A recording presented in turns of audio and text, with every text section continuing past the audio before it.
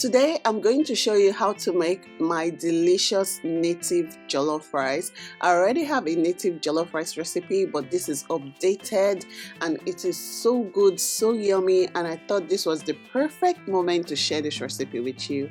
If you're interested, keep watching, click the like button and subscribe.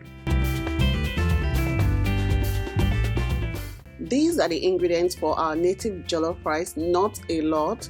We're starting with some smoked catfish. It will add a lot of native flavor. I have some scent leaf. If you don't have scent leaf, you can use ugu. I've substituted it sometimes, but the flavor of scent leaf is more, more interesting for this recipe.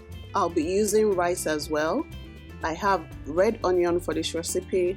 I also will be using some shrimp and calamari, and this is going to be like a seafoody native jollof rice. I also will be using dried shrimp, and I love the flavor this brings to native jollof rice. I do feel like making the base for native jollof rice is similar to how I make efforiro. It's just you add rice and turn it into native jollof rice. I have amazing efforiro recipe on this channel. I think I have about 2 or 3, so check them out and you'll see the similarities. We have some palm oil. You can choose to use vegetable oil for this. I'll be using different types of peppers. So I have this chili and I have the scotch bonnet that is on the table and I forgot to bring up, but basically different types of peppers. So just choose any pepper you can find. This is tatashe. What I'll do with it is blend it and boil it in a pot until the water reduces. I'll also be using this smoked fish. This is smoked hake, smoked banla fish. The flavor of this fish is amazing, so we're using it for this recipe. I'll start by pouring the blended tatashe into a pot, and I've tried to make sure I didn't add liquid so that it boils faster and dries faster. Once that's done, I will heat up a pot, and I'm using my Radiance pot today. I got this pot a while ago and I love it so much, especially the color. It is called Radiance Cookware and they have different colors. I'll put the link to their Instagram page in the description box. It's a cast iron pot, so I've just put the oil in it and then I just heat it up a bit and then I add my onions. I'm going to fry this onion till it is a bit soft. The way you fry your onions will affect the taste of your food, so allow it to soften so that it can release everything it has in it and it becomes a bit sweeter. Now I'm going to add a pepper mixture. This is not the tatashe blend. This is the chili pepper and the scotch bonnet like atarodo that I blended roughly together. I like to blend it rough together for this recipe because I like to see the specks of pepper. Also, there's a delicious aroma and flavor you get from frying onion and pepper. Next, I'm adding the tatashe blend and I'm just going to stir everything till it starts cooking.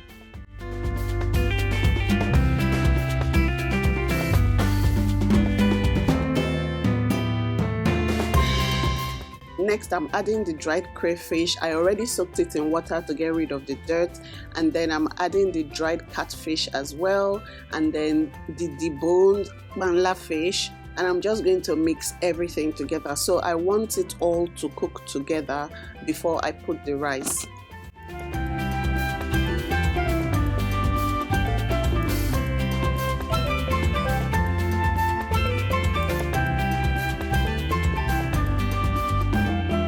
For seasoning, I'm using some stock powder.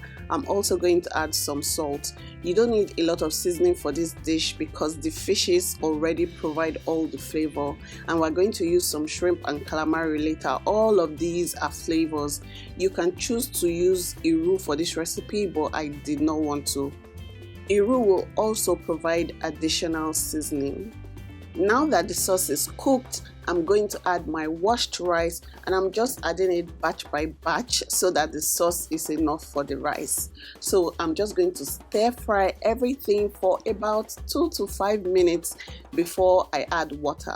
Since you've watched this video to this point, you'll probably like it. So if you like this video, please click the like button, and if you're watching my channel and you have not pressed that subscribe button, please do. so that you join the family and you get all these recipes delivered straight to your inbox. Something else you have to do also, if you're subscribed, is to turn on bell notifications, because I notice a lot of you do not get notified when I upload my videos. So please turn on bell notifications. Thank you so much.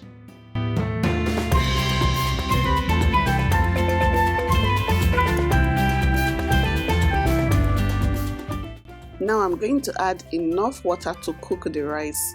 The beauty of this pot is that you do not need to add a lot of water to cook your food, because it's a cast iron pot, so by the time I cover it, it is very heavy. It will steam cook.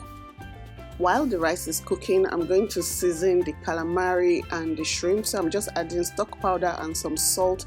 I'm also going to add some ground pepper because I love how it looks, and I feel like fishy foods tend to nauseate me easily, so I like it to be very, very hot.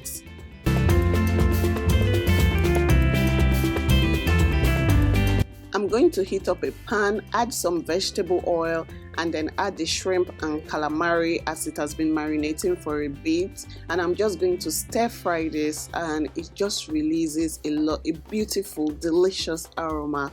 I love this part so much. For those of you who have been trying to get my cookbook and my planner, I have good news for you. So there's a sale going on, Easter sale, and you get 20% off both of them. So be sure to check the link down below. I have a 6-month planner if you're looking for meal inspirations, and I have a cookbook with over 30 recipes that I haven't shared on my channel. So go down to the description box, ask anybody where's the description box is down below, and you get a link to download your copy of my cookbook and planner.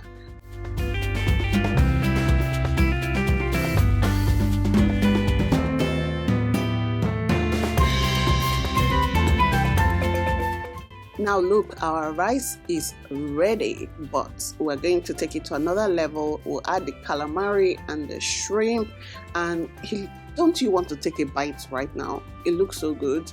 And then now I'm going to add the scent leaf for final flavoring, and then mix everything together. If you were serving this at an event, you can just garnish it like this on the top and leave it, and then it will look so pretty. But because we're eating it right now, feel free to stir everything together. At this point, I've already turned off the cooker, and you know this is cast iron, there's residual heat, so that is what is going to, cook the vegetables. And you don't need the vegetable to be like cooked. If not, you will lose the color, and then you lose a bit of the flavor. So you need it to be bright and beautiful like this.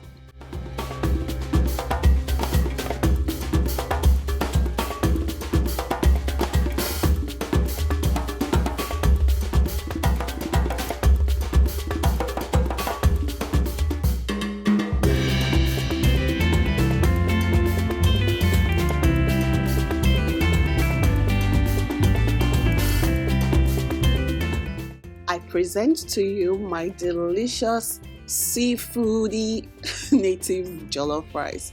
I hope you try this recipe. I will be so glad if you do. This is one of my favorite recipes, and another great way to make jollof rice. Not every time the other type of jollof rice, By the way, I have a jollof rice recipe on my channel that just hit 1 million views, and I'm so excited about that. So check it out. This is not an ad for Radiance Cookware, but you guys, can you see the beauty of this cast iron pot? Like, you take it from the cooker to the table and it looks presentable. It is so gorgeous. Like, I'm just in love with this combination of this native jollof rice and this Radiance Cookware. Hope you try out this recipe. Tag me on social media if you do, and don't forget to click the like button and subscribe. I'll see you in my next video. Bye!